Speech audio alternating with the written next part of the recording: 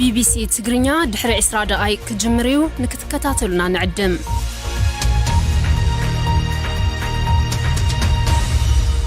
كون سجنتا BBC أفان أوروموت نولين ترا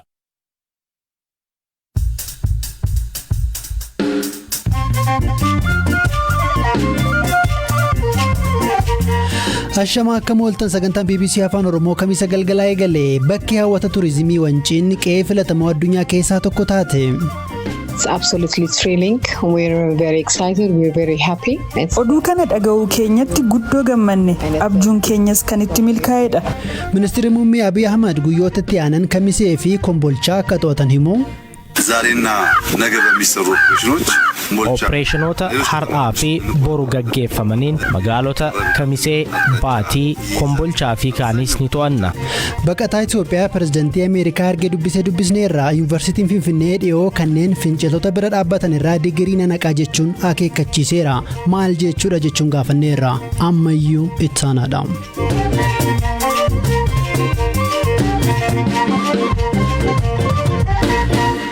Oduu ministeera muummee Abiyyiin eegalla erga ministeerri muummee Abiy Ahmad dirree waraanaatti bobba'anii hamilee waraanaa akka ka'u kan ibse mootummaan bakkeewwan amma dura TPLF'n qabamanii turan to'achuun milkaa'ina guddoo argachaa jiraachuu himeera.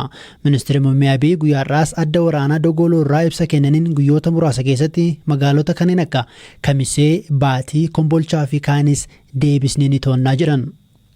ዛሬና ነገ በሚሰሩ ኦፕሬሽኖች ከሚሴን ባቲን ኦፕሬሽኖታ ሀርአፊ ቦሩ ገጌፈመኒን መጋሎታ ከሚሴ ባቲ ኮምቦልቻ ፊ ካኒስ ኒቶአና ከራ ዲየኛ ደሴ ጅሮስ ኒቀበና መጋሎኒ ሄዱን ዶላ ሀራፊ ቦር ገጌሲኑን ኒቁልቁላው ገመ ዲነ ኬኛን አሞ ዲኒ ኬኝ ሞአሜራ ዲገሜራ ቡልቺንሲስ ሰፊሳን መጋሎታ ፊ አናሌ ኬሰቲ ሆጂሌ ጃርሳ ፊ ጉርማይና ሁጀቹ ቀባ mootummaan magaalaa seena qabeetti Laalibalaa dabalatee naannoo Afaarii fi Amaaraa keessatti bakkeewwan murteessoo ta'an deebisee to'achuu guyyaa kaleessaa ibseera. Eegasii ibsa kan baasan finciltoonni TPLF ammoo tarsiimoo sirreeffachaa jirraa jedhaniiru. Tarsiimoo fi tooftaan waraanaa faana bu'aa turre akkasumas iddoowwan Amaaraa fi Afaar keessa qabannee turre siyaasaa fi humna waraanaa murteessaa ta'uu hubannee osoo jirru amma garuu tooftaa keenya soroorsuun murteessaa ta'ee argameera jedha ibsi bahee.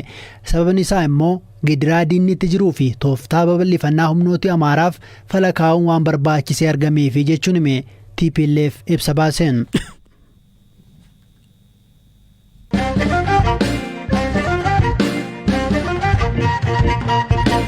Oduu biraattan darbaa dhaabbata biyyoota gamtoomanitti dhaabbanni turizimii addunyaa yaa'ii waliigalaa 24ffaa Speen magaalaa Maadriditti gaggeesseen qe'eewwan turizimii bara 2021 filataman ifa godheera. Gandoota turizimii filatamanii beekamtiin kennameef keessaa tokko naannoo Oromiyaa godina Shawaa Kibba Lixaa jalatti kan argamtu Haroo Wanciiti. Gandoota turizimii 170 kan biyyoota 75 irraa kaadhimaman keessaati gandooti 44 kan filataman. Badhaasa kana qaamaan Ispeenitti argamuu kan fudhatan hoggantuun Komishinii Turizimii Oromiyaa Deelalisee Dhugaa magaalaa Maadrid irraa dubbisneerra. Maaltu isaanitti akka dhaga'amee fi Haroon Wancii turizimii filatamaa ta'e jechuun maal jechuudha jechuun gaafanne. It's absolutely thrilling. We're very excited. We're very happy. Oduu kana dhaga'uu keenyatti guddoo gammanne abjuun keenyas kan itti milkaa'edha.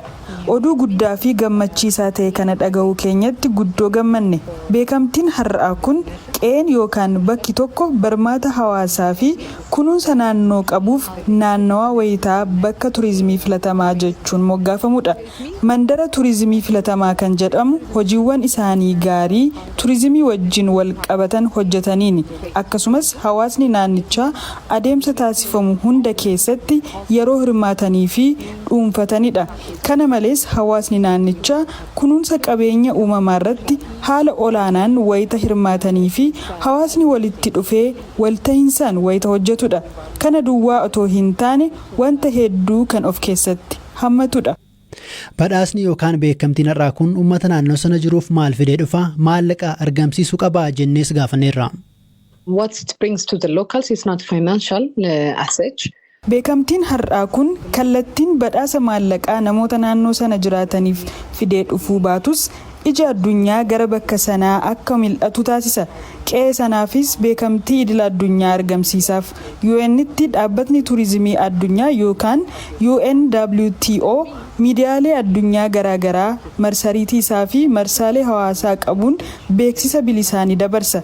Kana jechuunis haroon wancii waltajjiiwwan addunyaa garaagaraa irratti kanfaltii malee beeksisa bilisaa argataa jechuudha. Kunis ammoo turistoonni hedduun gara sana deemuun akka daawwatan gargaara. Gabaabumatti wayita naannoo ollaa turizimii jechuun barbaadanitti jalqabarra dhufaa jechuudha. Bu'aan kanaatis carraa hojii hawaasaa naannichaaf uumuu fi diinagdee hawaasa sanaa daran gargaaruun kan mul'atu taha. It will help the local economy a lot.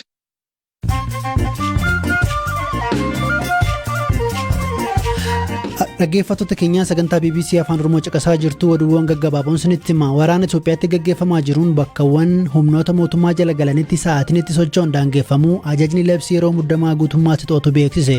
Kunis bakkeewwan to'ataman keessatti nagaa fi tasgabbiin akka jiraatu gochuuf akkasumas nageenya uummataa fi qabeenyaaf eegumsa taasisuuf jechuudha jedhameera.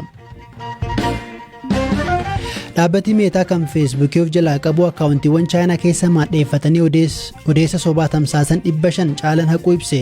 Akkaawuntiiwwan kunneen nama lammii Swiss kan maqaa sobaan ogeessa baayoloojii jedhee of waamuu dhaadessu. Namni Wilson Edward ofin jedhu kun akka waan US qorannoo madda koronaa vaayirasiif gidduu seentee dhiibbaa uumaa jirtutti oduu tamsaasaa ture. Jarman namoota talaallee koronaa vaayirasiin fudhanne bakkee nyaataa fi bashannanaa akka hin seenne dhorkite. Kunis tamsaa'ina vaayirasichaa to'achuuf tarkaanfii fudhatame yoo ta'u kanneen hin talaalamne mana nyaataa, sinimaa akkasumas suuqii irraallee dhorkamu jechuudha.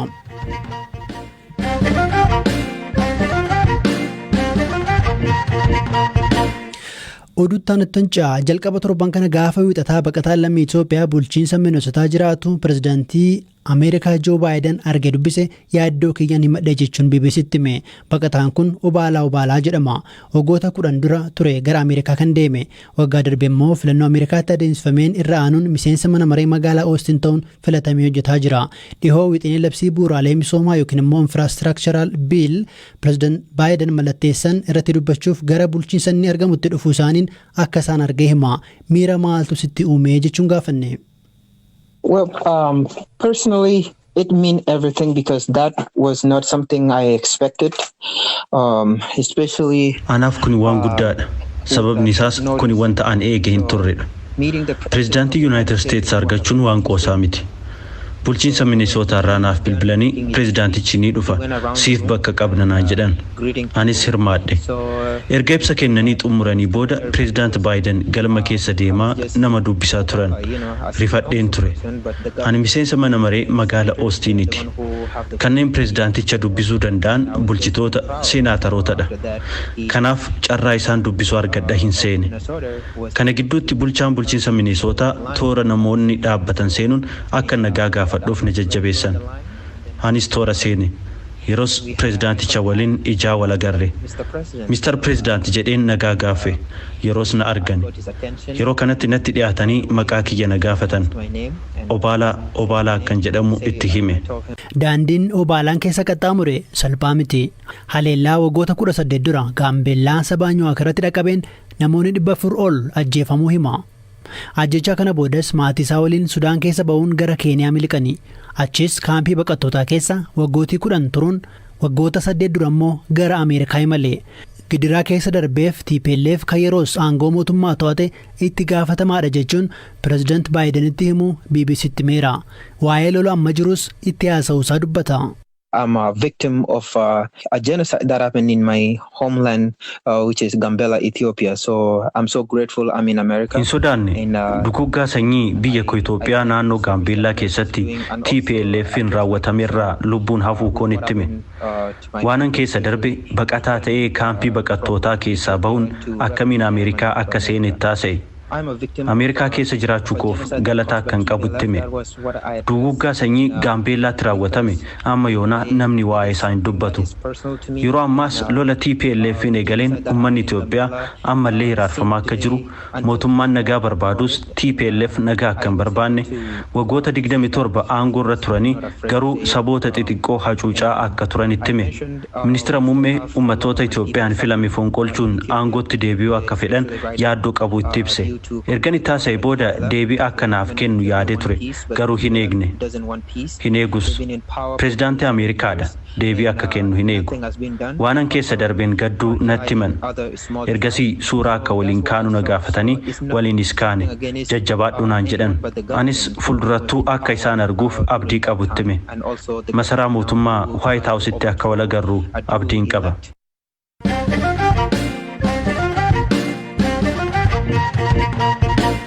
Guyyaa irraa hawaasni yuunivarsiitii Finfinnee imbaasii Ameerikaa Inxooxxoo argamutti ba'uun hiriira mormii gaggeessaniiru. Mormiin kun dhiibbaa hin malle US Itoophiyaatti gaggeessaa jirti jedhan bu'uura godhachuuni.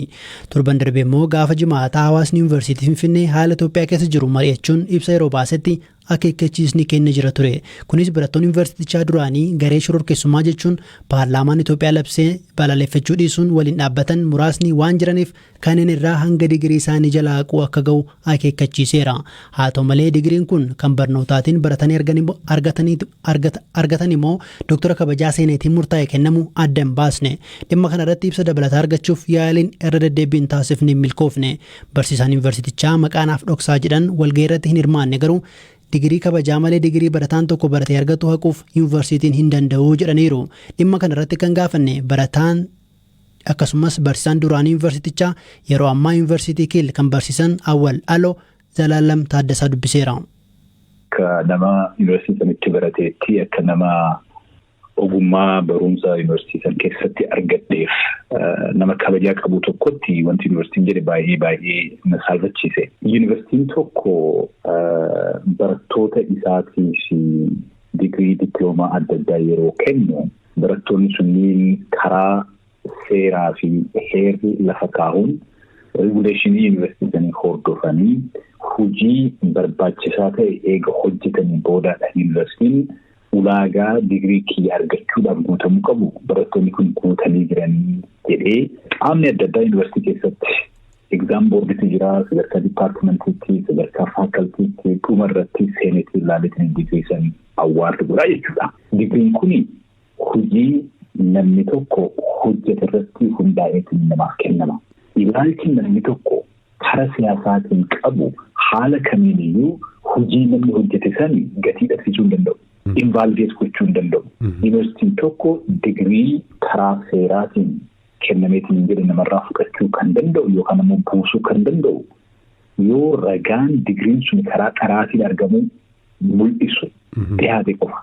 Kanaan alatti haalli yuunivarsiitiin digirii kana namatti kennee kanaafiyyuu ilaalchi siyaasaa kan keewwanta hin jaallataniif irraa fudhachuu danda'a ittiin jedhu bu'uura wayiitii hin qabu. Yuunivarsiitiin karaa seeraa karaa sirna qabuun wanta kana gochuu hin danda'u. Dhaabbileen barnootaa siyaasaa fi bakka siyaasni itti gaggeeffamu irraa bilisa ta'uu qaba jedhu yeroo baay'ee Itoophiyaa keessatti sana hordofuu qaba jettu moo paartiima tokko waliitiin ba'uu hin qabudha ilaalchi? Yuunivarsiitiin akka instituutionitti siyaasa irraa guutumaan guutuutti paartiizan politiks siyaasa gama tokko gargaareetiin gama tokko lolu ta'uu hin qabu. Neutral ta'uu qaba. Kana jechuun garuu dhimma haqaa irratti, dhimma walqixxummaa irratti, dhimma mirgaa irratti neutral ta'uu qaba jechuu miti. Dhimma siyaasaa keessa hin seenu jechuu miti. Riisarchiin baay'een profesaroonni yuunivarsiitii jiran hojjetan dhimmoonni baay'een barattoonni qo'atan irratti barsiisan waa'ee siyaasaati, waa'ee hawaasummaati, waa'ee aadaati, waa'ee aartiiti. Kun immoo guutumaan guutuutti siyaasa irraa bilisa ta'uu hin danda'u. Dhimma siyaasaa kanarratti barattoonnis barsiisonnis yaada mataa isaanii qabachuu, yaada mataa isaanii calaqqisuu mirga qaban kun mirga heera irratti kennameefidha. Tolee, guddaa galatooma ulfaadhaa. Dhaggeeffattoota keenya sagantaan BBC Afaan Oromoo kan kamisa galgala xumuramaatu jira. Oduu tokkoon sinii dabala. Awurooppaan deebitee waraanatti seenuu malti jechuun Raashiyaan akeekkachiiste. Yaa'ii nageenyaa Swiidin adeemsifamaa jiruun ministeerri dhimma alaa Raashiyaa Sergey Lavrov neetoon bahaatti babal'achuusaa mormaniiru. Ameerikaan immoo yoo Raashiyaan Yuukireen waliin wal dhabde miidhaa qaba jechuun akeekkachiisaniiru. Sagantaan keenya irraa xumurame kan siniif dhiyeessee ammayyuu taanaadha kan qopheessee Eeliyaas Mulgeetaadha. Gama teeknikaan Oskaar Bungaa nu gargaareera. Boor walitti deebinaa halkan gaarii.